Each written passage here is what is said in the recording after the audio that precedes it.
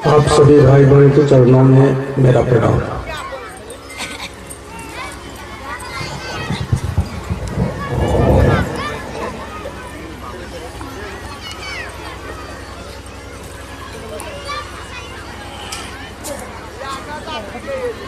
देखिए, हम लोग बात करते हैं गुरु की, और ये बात आई है कहां से आपको मालूम। रास्ता एक ही होगा।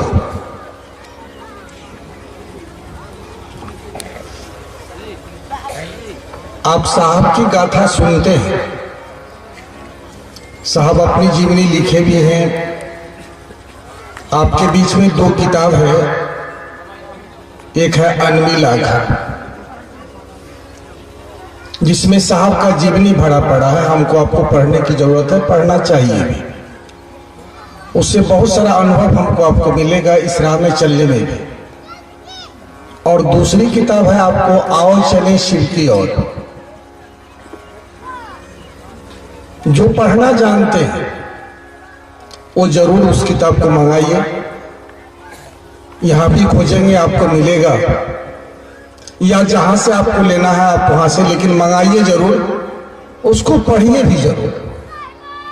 जो पढ़ना नहीं जानते हैं प्रयास करिए। जो पढ़ते हैं, आपके घर में बच्चे हैं, हम नहीं है पढ़े, मेरा बच्चा तो पढ़ता है, मेरे परिवार के और लोग हैं, अगल बगल के भी बहुत लोग हैं जो पढ़ते हैं। अब तो हर एक गली में आपको मिलेगा पढ़ने वाला। पहले तो लोग चिट्ठी पढ़ाने के लिए भी खोजते थे लोगों को। तो उनको पढ़िए और सुनिए, उसको सुनेंगे पढ़ेंगे तो इस राह में अनिश्चित को अपना गुरु बनाने में आपको भरपूर मदद मिलेगा। और साहब के बारे में आप सुने हैं, साहब जब हताश मनोदशा में एक ही चीज की उनकी तलाश थी, जो हम चमत्कार करने के लिए सीखे, और उसी के लिए वो विभिन्न गुरुओं के संपर्क में जाते थे, आते थे। आपको गाथा मालूम है, आपको भले उस गाथा को हम अपने दिमाग में बैठाए हो अथवा नहीं बैठाए हो, तो सबका अपना अपना विषय है। लेकिन साहब की कोई भी बात जब भी बोले हैं, वो हमारे आपके लिए बहुत काम की चीज है। साहब की शब्दों पर जब खड़े होने का हम आप कोई भी दुनिया का कोई आदमी मात्र साहब की बात पर, उन बातों पर खड़े होकर के ही हम आप, चाहे कोई आगे चलने वाले हो, पीछे चलने वाले हो, कोई भी हो, साहब की बातों पर खड़े होकर के ही हम लोग अपनी मंजिल तक पहुंच सकते हैं, यानी शिव को अपना गुरु बना सकते हैं, उनसे अपनापन हो सकता है। नहीं तो नहीं। हम जो समझते हैं वही ना बोलेंगे। आप क्या समझते हो आपका विषय? साहब ने कहा, मैंने जब शिव को गुरु बनाई तो मैंने 3 कसम खाई, 3 कस्में खाई।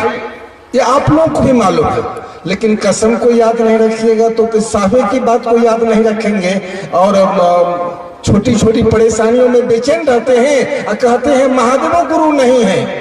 कभी कहिएगा साहब जी कहां है? कौन ऐसे भाई बहन है जो दुखी नहीं है? जरा बोलिए तो। साहब कहते हैं दुख के निदान के लिए दवाई बताई जा रही है और आप खाते ही नहीं है। तो साहब ने, मैंने कहा साहब ने 3 कसम खाई है। साहब स्वयं बोले हैं, हम आप नहीं बोल रहे, साहब ही बोले हैं। साहब की बातों को हम लोग दोहराते हैं ताकि ये मन पकड़ ले। साहब ने कहा पहली कसम, मैंने कहा उस महादेव से, आप आसमान से शिव को, आप आसमान से आएंगे शिव के भेष में तो मैं नहीं मानूंगा शिव का है आप। पहली कसम उनकी यही थी। और किसी आदमी के भेष में आएंगे और कहेंगे मैं शिव हूं, मैं नहीं मानूंगा इस बात को।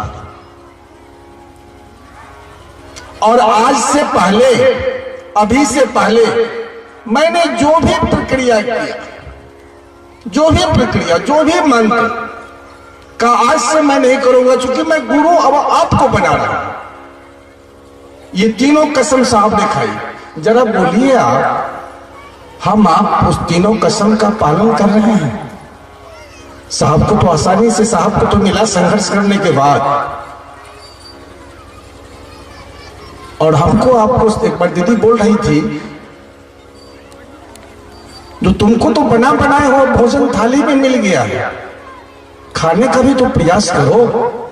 लोग खाना भी नहीं चाहते हैं। साहब आपको रास्ता दे दिए हैं,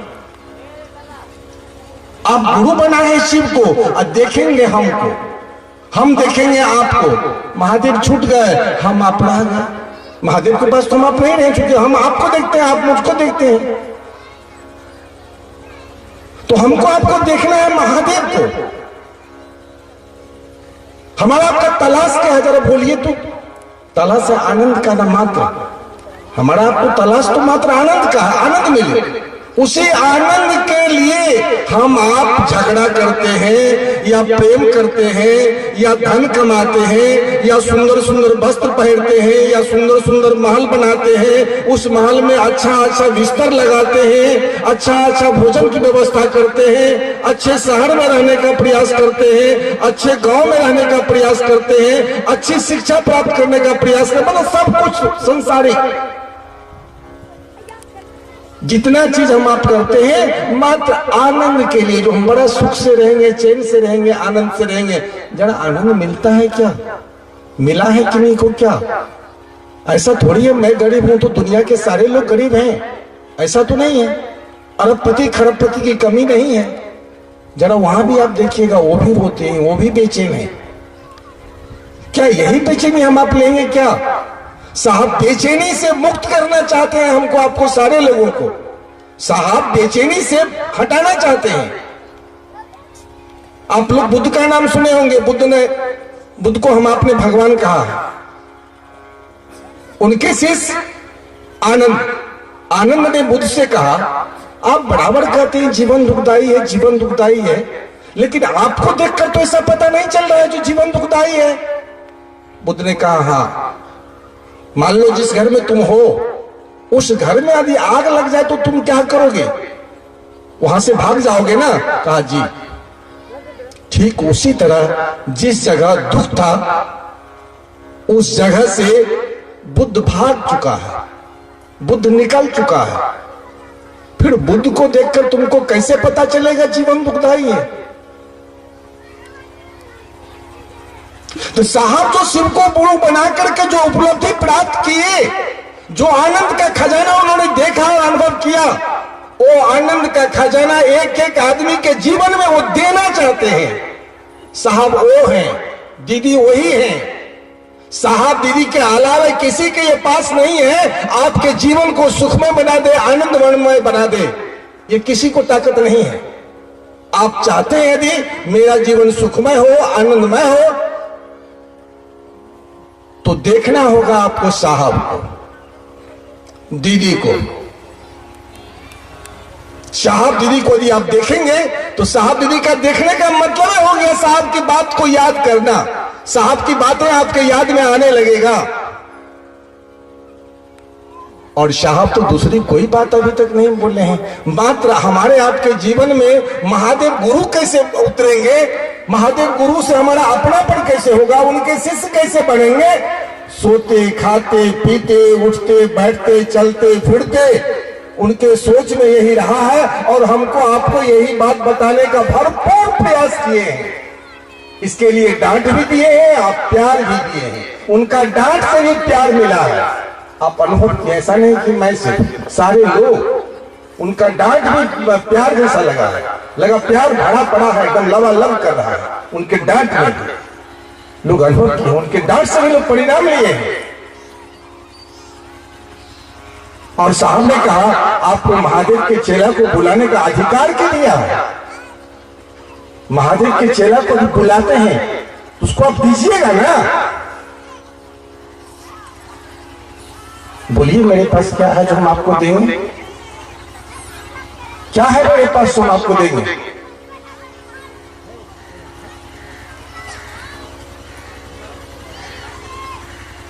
लेकिन मेरे साहब हैं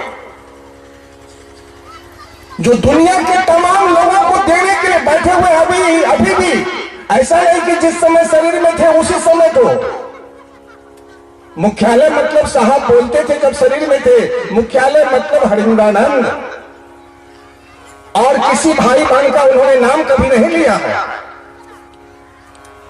और मैं जब शरीर छोड़ दूंगा तो भी मुख्यालय मतलब हरिंद्रानंद ही रहेगा। आपके साधु कहते हैं मंत्र मूलम गुरु वाक्यम, मंत्र मूलम शिष्य वाक्यम नहीं, मंत्र मूलम गुरु वाक्यम, मंत्र मूलम ग्रंथ वाक्यम कहीं नहीं लिखा हुआ है, मंत्र मूलम भगवान वाक्यम कहीं नहीं लिखा हुआ है। मंत्र मूलम गुरु वाक्यम आणि साहब की बानी ही दुख है क्या? दुख हमारा किए गए कर्म का फल है। न बेटा देता है दुख, न बेटी देती है, न भाई देता है, न पति देता है, न पत्नी देता है, न सास देती है, न बहू देती है, कोई आपको दुख नहीं देता है। लगता हुआ कर्म फल कभी मेरे माध्यम से कभी आपके माध्यम से दुख देने का प्रयास करते रहता हूं। हमारा कर्म फल है, वो दे नहीं रहा, उसका दोष नहीं है, वो मेरे किए गए कर्म का फल है